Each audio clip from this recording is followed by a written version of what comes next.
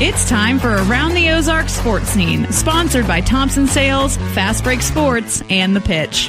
Here's your host, Scott Puryear. Welcome into another edition of Around the Ozarks Sports Scene. I am Scott Puryear. As always, a big thank you for tuning in this week to talk a little Evangel football today. We're going to talk to head coach Chuck Hepola. Of course, a big thank you to our sponsors, Fast Break Sports, The Pitch Pizza and Pub, and Thompson Sales. We'll talk more about them at the end of the podcast. But Chuck, thanks for joining me. Another season about to kick off for the Valor. Another season. I think this is my 10th season as the head coach, 11th season here, and 34 or 35 years of doing it. So just still love it and looking forward to the year. Is it as exciting in year 10 as it was in year 1 as the head coach? Yeah, I think, the excitement's always there. I think, just the checklist of things, I have a little better checklist now than what I did maybe that first year. But yeah, it's still there. I think I was telling somebody, I think my intensity has gotten even worse and a little better because you start to realize, hey, when you've been doing it that long, you really are limited on the number of years that you really have left doing it. So you might as well enjoy it and try to pour in these young men like they deserve. And then somebody thought it was a good idea to add director of athletics to their plate back in January when it became open. And that is Chuck Hepola. Now he's the director of athletics and head football coach at Evangel. Kind of talk about how that came about and what made you take that leap. Yeah, the president reached out to me, and just, talked to me about it really prior to January, and we just kind of spoke about it.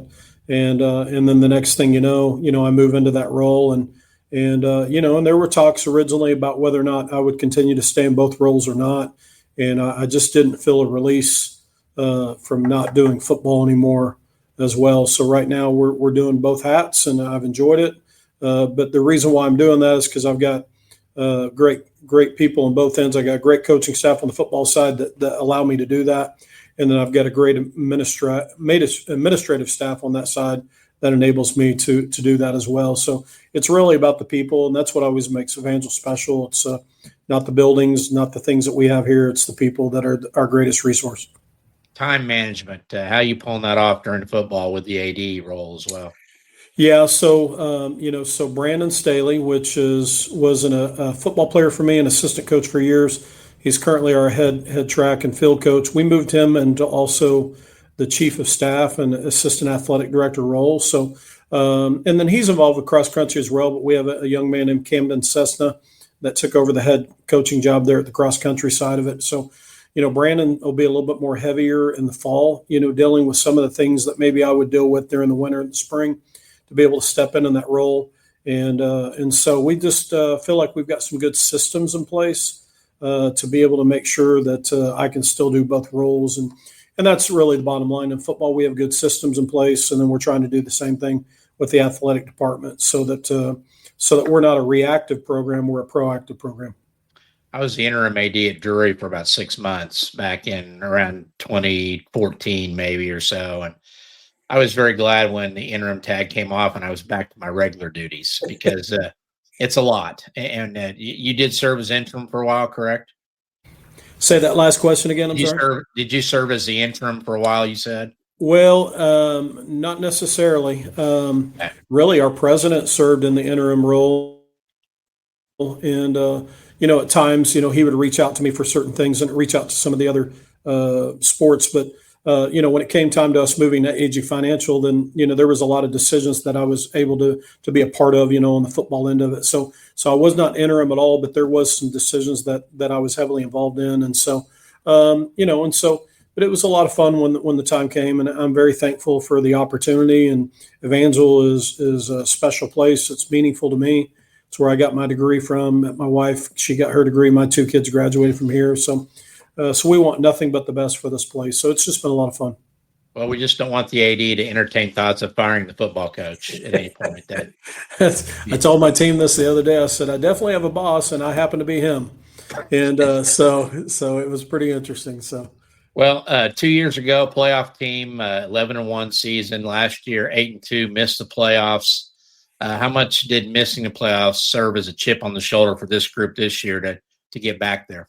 Yeah, very much so, because even our two losses that we had last year, we were a player away from really winning those ball games and easily ending the season 10-0 and getting in the playoffs again. So yeah, without question, it's the one thing I will say is winning is hard. People don't realize that it's not.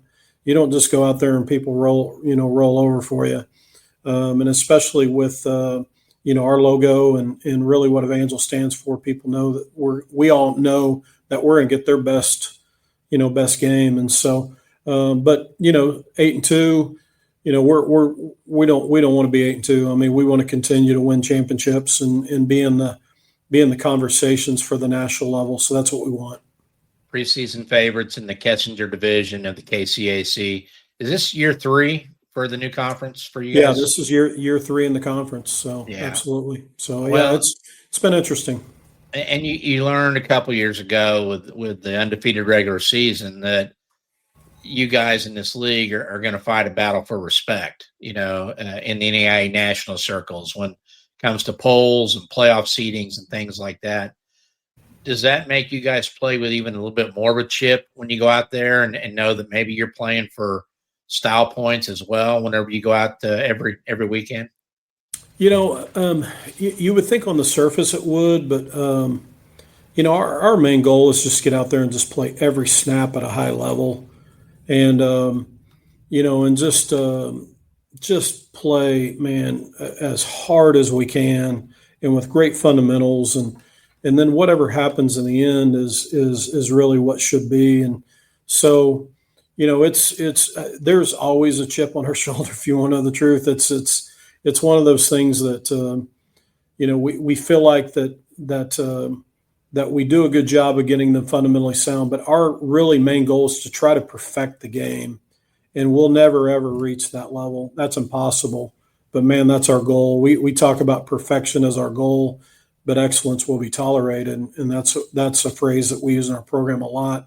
So really, where that chip comes from is really just honoring the game and just trying to be the best version of yourself. And if you will do that, great things happen for your teams generally when you do that.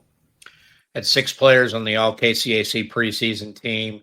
That includes senior running back Eric Williams II. He was your first 1,000-yard rusher last year. Yep. In several years. 6'1", 232 pounds. I would give him the ball a lot. 100%. That's good coaching. So, yeah. I mean, we talk about this a lot, that it's not about plays, it's about players. And so, having a guy like Eric Williams and some of the playmakers that we have out there offensively, you've got to design the offense so that you get the ball to those guys. And he was 1,200 yards. Really, we have 3 all-conference running backs returning. Wow. Eric was first team. Cam Harris, who's a local player from Parkview, he had over 500 yards rushing. So if you actually take those 2 guys and add them up, if Eric got all those carries, he could have easily been over 2,000 yards. And then Kyle Cummings, a young man from Texas, was really an all-purpose, all-conference player for us because he's kind of in that little H-back, fullback type role, for us, and then heavy on special teams. And so those 3 guys return, and they're excellent playmakers. So, man, just turn around and hand the ball off to those guys. It makes a big difference for you on offense. Yeah, Harris is listed at 6 foot and 220, so he's not some small child either. No. If you look up guys, they don't enjoy that, do they? The defensive guys, they don't. They don't. Drills. It's man, after a while, you don't want to tackle guys like that. And then Kyle, if you look at Kyle Cummings, he's a nice sized young man too. And so those top 3 running backs are big backs that can move. They can catch the ball out of the backfield. They can protect. They can block. They're what we call complete backs. That can do all the things that we want somebody to do in the offense. Talk about your quarterback position. What's it look like coming into the fall? Reed Potts is returning, and Reed has played a lot of snaps for us. and did a really nice job until he got injured last year. So didn't go through spring, but he is back here in the fall and performing well for us. Matt Allen is also a returner. Matt actually came in for R.J. Wakely in our playoff game a couple of years ago when R.J. got hurt. And so, Matt's actually played in the playoffs and played in the regular season. Harrison Hackbarth is also a young man that is returning that actually got some snaps during the season last year. And then we've got two young men that have actually transferred in from Division II schools that actually were starting or playing for theirs at the quarterback position. So probably, and then there's still two other young men, Russell Rote and Zurich Humes, so we've got really have some solid quarterbacks from top to bottom. And so really excited about that group. The only problem is there's only one football, and you're always trying to do the best you can to get the best players out there on the field. And we've got some awfully nice options right there at that particular position. And Reed Potts is from Nick's. He's what, 40 or 45 years old now? 100%. Yeah. He's been around. That's great experience, isn't it, for the young guys? Oh, without question. He is, he knows the offense extremely well. I mean, he knows it as well as the coaching staff. In fact, what we did in the spring is I knew he was planning on coming back in the fall. So since he was, injured during that time in the spring, we let him come in all the staff meetings and listen to how we do things and break things down and evaluate the film and so forth. And so he got to see it from a coach's perspective, because I'm always a believer that if a player had 1 year, so if let's say, for instance, you play 2 years college ball, then they gave you 1 year to coach, and then you came back your last 2 years, you'd be a lot better football player, because now you see it from a totally different perspective. You see what the coaches see, you see what the things that we're striving to try to make them better. And so that gave him a perspective that just gave him more knowledge of the offense. And so really we took that negative thing, as far as an injury, and made a positive out of it. Got Brock Lyles, a junior from Rolla, one of your wide receivers, back.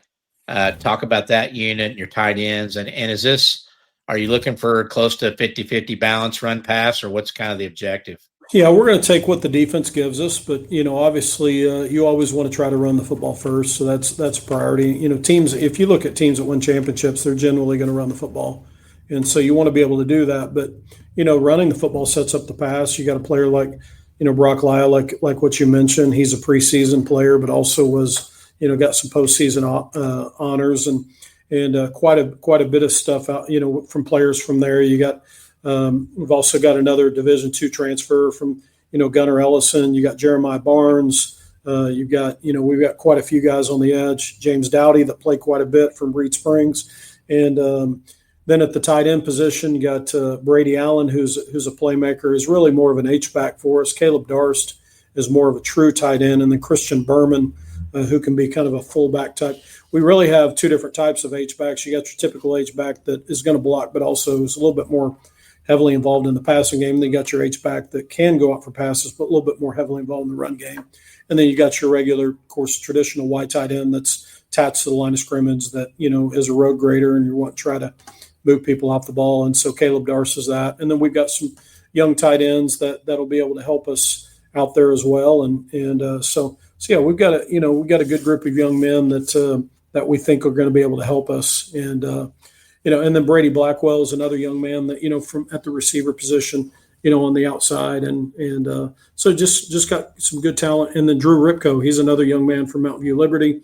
That was an all-conference returner, punt returner, and kickoff returner that's also a receiver for us. So you can see his playmaking ability. So, on offense, we feel very confident with the young men that we have.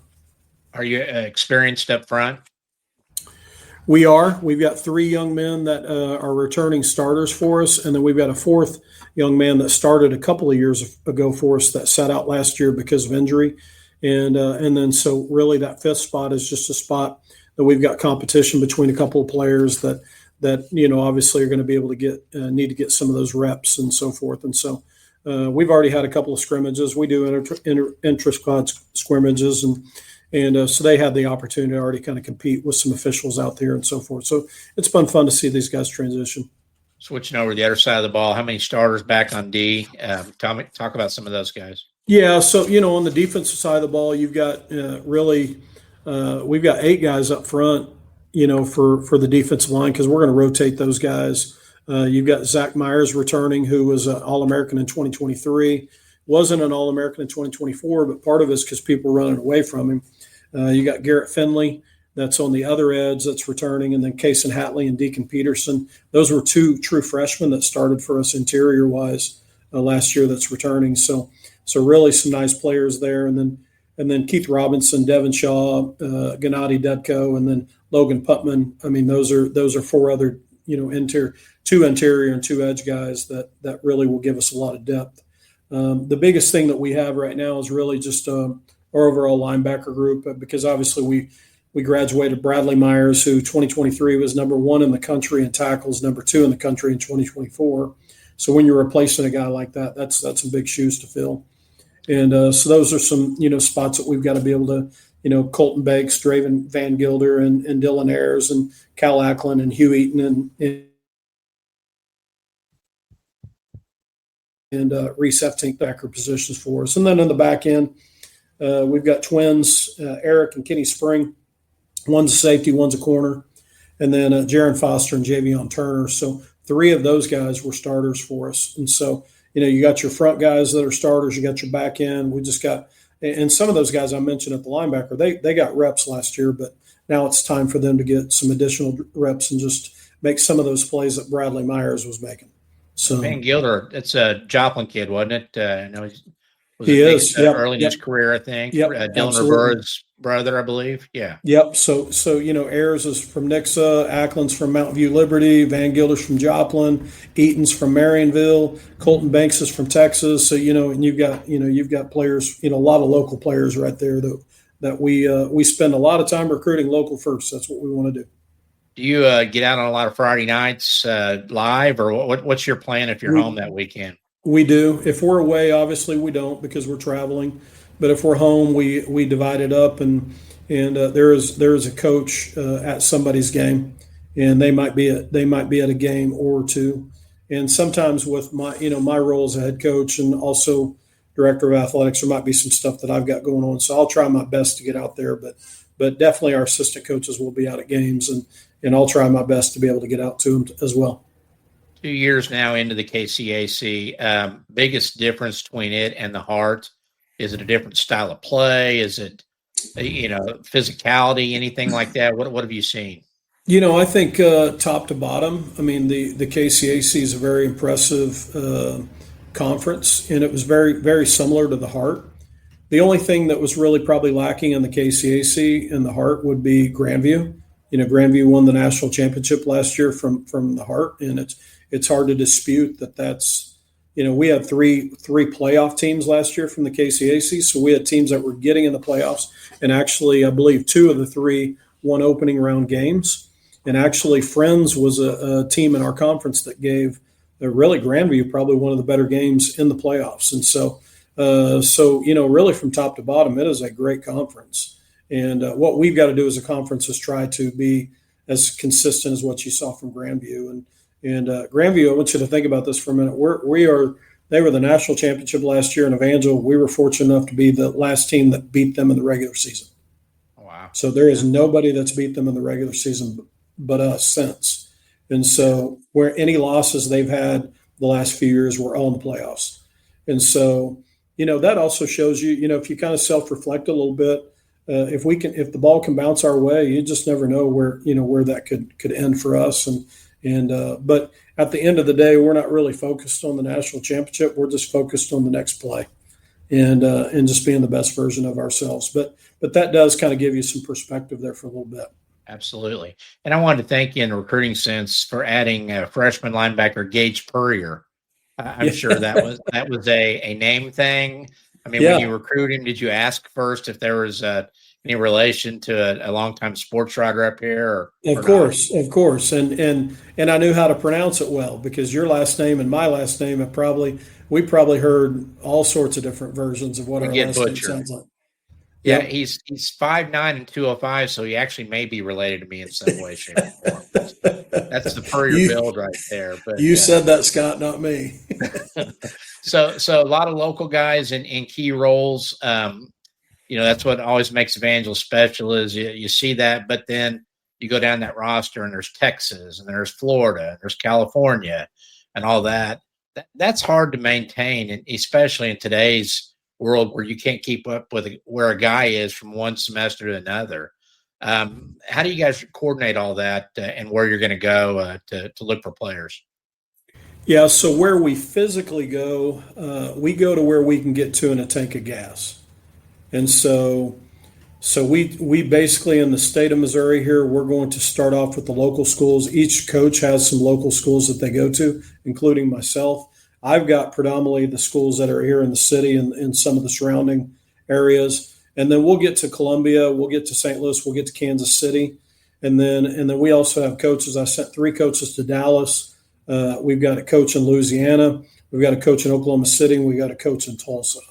And so, we hit all of these places where there's some really good – and Arkansas. I'm sorry, I've got a coach that goes into Arkansas as well.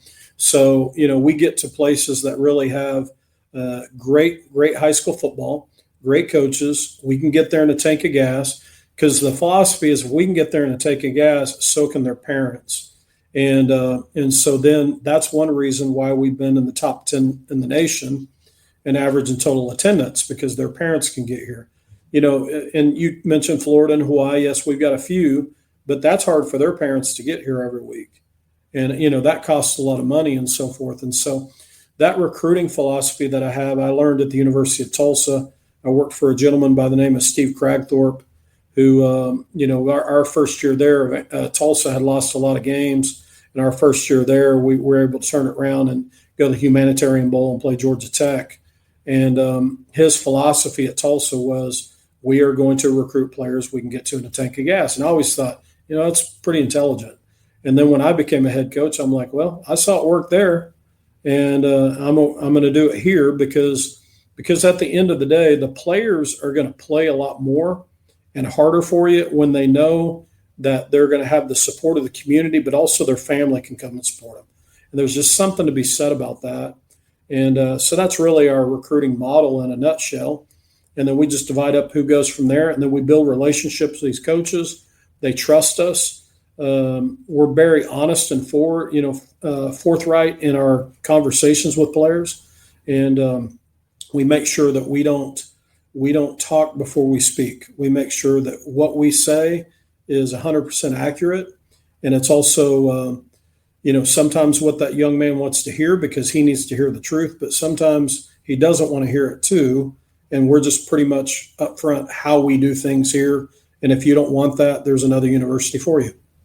Well, that's what I was going to say. You guys have to go to another level of scrutiny, take a deeper dive into what kind of kid you're getting too, because of the Evangel code of ethics and expectations, or else the AD at Evangel is going to have a problem along with the head coach. But is that something you start early in the process? You identify a kid that's talented enough, and then you find out about the kid, or how do you guys approach that? Yeah, so that's part of the ultimate puzzle, and that's also why building relationship with these local coaches matters too, because those coaches know us. They know the type of players that have been sent to our university. They've seen them be successful, and so they just go, okay, this young man fits the mold. And it's not just Evangel. I mean, I've worked at 5 different universities, and every university there was a different fit. I mean, prior to coming to Evangel, I worked in South Louisiana. So I worked in Cajun country. Well, there's a different fit there too. And you've got to know what you're about to experience when you go there. And so what it is, I guess this is the best way I describe it, Scott. And let me just, I'll give you the short version. I'm a music lover. I love music. I can't sing. I can't dance. I got 0 skills. I said, but when I listen to a song on the radio and I go hear them in concert, it better sound the same. Because I'm like, what did I just pay for? I got cheated. What are they doing behind the scenes on the computer to make them sound that way? Well, we think recruiting is the same way. When we describe what we do at Evangel and they get here, the music better sound the same, because if it doesn't, they're going to turn and leave. And so we are just upfront how we do things. That's why we don't have a lot of guys leave. As an overall university this year, our retention level was 84% as an overall university. So that means the young men and women that came to Evangel, 84% of them decided to come back. And if you look at retention level, that's huge. And so when it comes to our football program, that's very similar as well. So we spend a lot of time on culture and letting them understand what's the way we do things and why we do it. And I remember about 90% of your football players find their wife at Evangel too. Isn't that the number? I don't know what the percentage is, but yeah, I mean, I met my wife here. So yeah, my son's married. He played for me and he met his wife here. So in the Hepola house, it's 100%. There you go. You and I share a passion for OU football. I mean, you're an Oklahoma guy and you have been at different stops.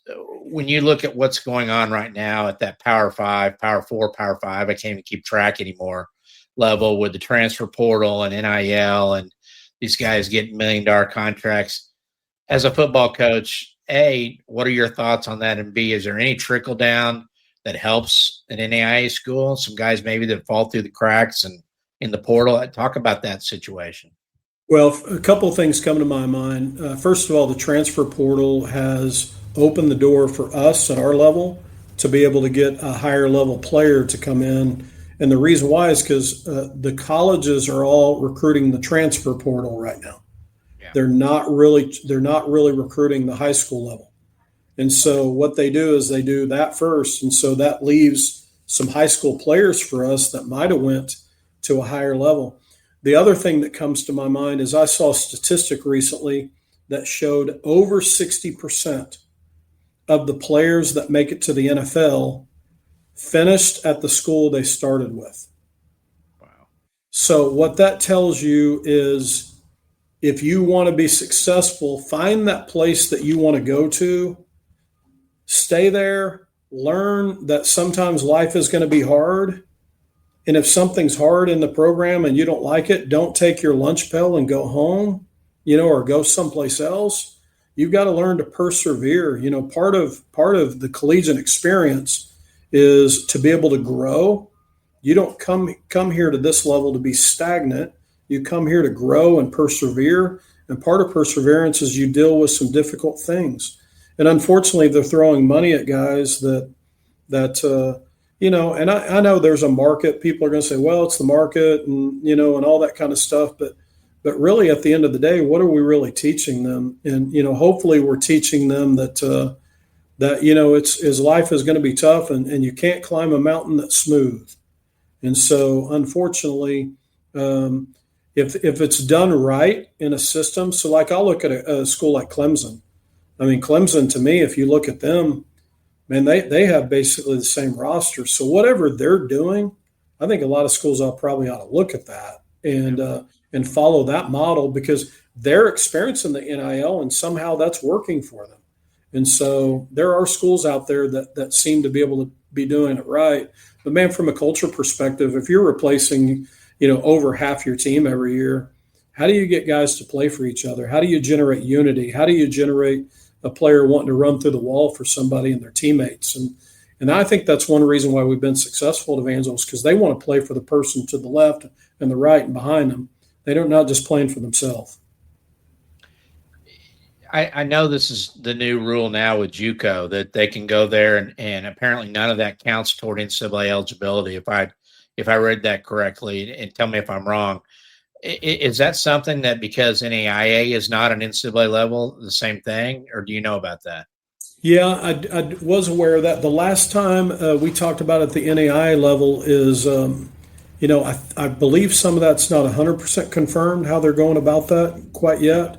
And I don't really spend a lot of time, in the junior college realm, as far as getting at student athletes. And it doesn't mean we're opposed to it. Sure. But yeah, well, if you guys might get poached because, I mean, let's say an Eric Williams, a 6'2", 230 running back, has a couple of good years. I wonder if some of the NCAA schools will, that we could get that kid for 4 or 3. And that definitely happens. And, and I was concerned about that. I had a punter last year that graduated last year, and he was an All-American for us, should have been a 3-time All-American.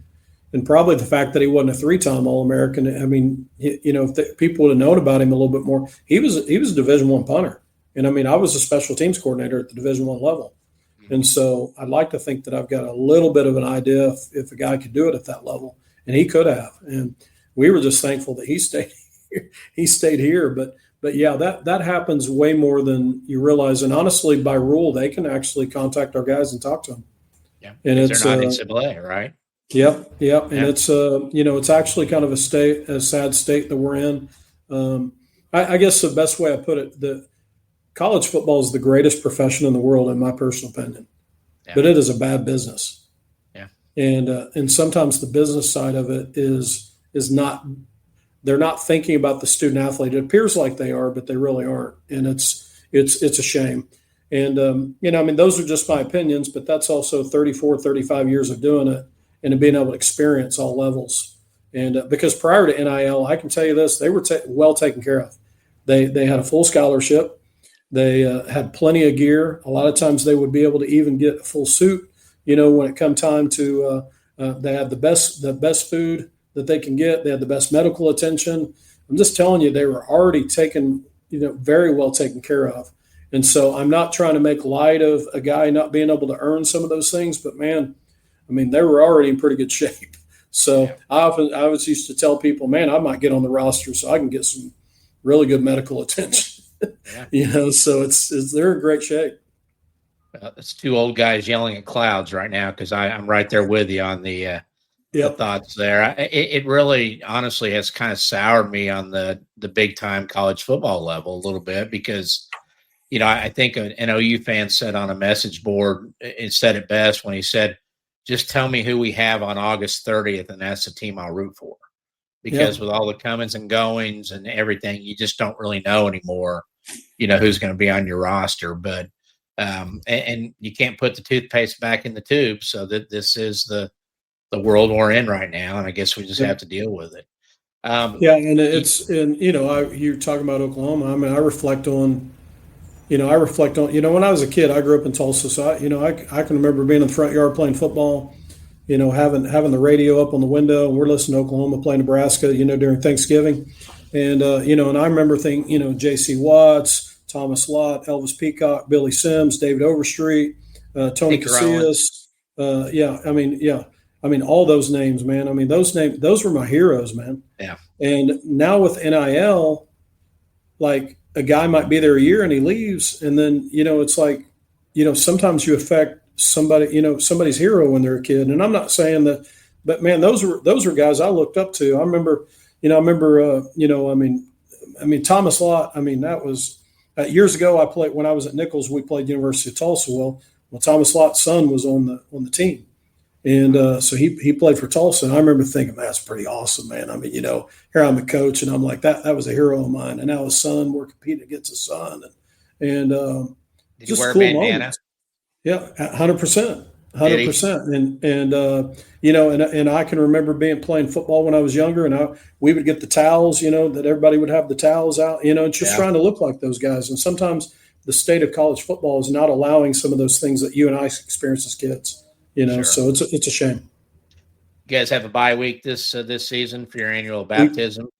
Yep, we do. We will during our bye week, we will baptize players and that have accepted Jesus as their personal Savior, and so that's a big deal of what we've done here the last few years because we want to pour into these guys. But yeah, the very first part of the season will cross over. After those crossover games are over, there's a bye week, and then we'll play our conference play. So, but during that week, that's a special week for us as well. So man, every week here at Evangel for here on out is all bottled up. Well, you open Saturday evening, August 30th at St. Mary up in Leavenworth, Kansas. Back home the next week for your home opener against Sterling back at Nixa High School at Eagle Stadium. Still a great relationship with Nixa and sharing that field. Yeah, it's been awesome. You've been out there, it's a very, very nice facility and we're very appreciative of our relationship with them. Nothing personal, but I hope one of these days we'll be playing right directly behind me on our field. We got a turf field out there with some lights. We just don't have the infrastructure with a press box and stadium seating for that. And once we've got that, it's just going to be completely awesome. So, But in the time being, Nick's is a pretty good place to play. And that was my next question. What's the update on facilities? Is there a timetable in place or what? Yeah, it's kind of like this AG Financial arena that I'm sitting in right now. It's just really just at the mercy of, donors and alumni and people that have an interest in that. And I know there are people working hard on that right now because that is a point of emphasis that really our Evangel community, our alumni want. They want a stadium here on campus for us. And it's, so we have a good starting point right here with a foundation, and we're not going to have to turn anything around. We just need to be able to create some stadium seating, probably some new turf and press box, and we'll be good to go.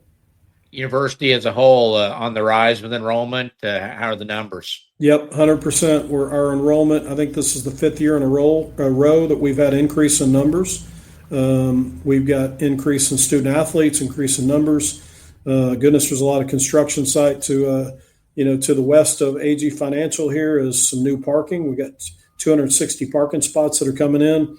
To the southeast of me right here, we've got a new flood hall that is actually being built as we speak. That will open up next year. And our dorm capacity right now is 94%. So again, the numbers are up. The people are staying in the dorm. We got people wanting to come. It's a great university to be a part of, and I'm thankful to be a part of it. Man, it's changed my life on a personal level, and it's changed my life on a professional level, and it's just been a great place to be. Pretty good time to be a Valor, and I am very proud that I have not said the other former mascot name the entire interview. I'm past that now, apparently. What about you? Yeah. Well, it gets brought up quite a bit because there's, alumni too that were Crusaders when they were here. And obviously when I graduated from here, the Crusader as well. So, so it's part of our history, and it's a big part of our history. And we're Valor, and we're thankful to be, we're thankful to be who we are. There's still people that call it SMS here in town too. So that's exactly right. No crime with that. Chuck, always a pleasure to visit with you. Best of luck to you. And hopefully we'll talk to you a little postseason football here in a couple months. Okay. All right. Thanks, Scott. Always a pleasure. You betcha. Chuck Hepola, the head coach of the Evangel Valor, does a great job over there and really a great choice for that athletic director role because a guy that gets it in terms of the total picture for athletes and students and the whole scene there. So we appreciate Chuck and his time. Big thank you to our sponsors, Fast Break Sports. They're located at 3109 South Campbell. They're your home for all things sports cards and collectibles, sports memorabilia. If you need to put the finishing touches on that man cave or she shed or whatever you got to go watch sports in, go head on over to Fast Break Sports. And I follow them on Facebook. Seems like they've got a kid coming in and getting a one-of-one card in the baseball card collecting world about every other day. So they've got all the new cards. They've got the old cards. They got the things to protect them in. Go see them at Fast Break Sports. One of my favorite places to eat, the Pitch Pizza and Pub over off East Sunshine in the Southern Hills Shopping Center. Brian Bevel and his crew just put out great pizzas, calzones, tremendous appetizers. Love their smoked wings. Frosty beverages. So for lunch or dinner on a weekend, if you want to go watch some sports, TVs all around, the Pitch is the place to go check that out. So go give them a look and have a great meal. And finally, our latest sponsor, Thompson Sales. Been in business since 1919. Your home for GMC, Buick, and Cadillac, new and used cars and trucks. The Thompson boys have been dealing for over 100 years. Great service center there as well. So go see Thompson's for all your automobile needs. That's going to do it for this week's edition. We will see you next week on Around the Ozarks Sports Scene.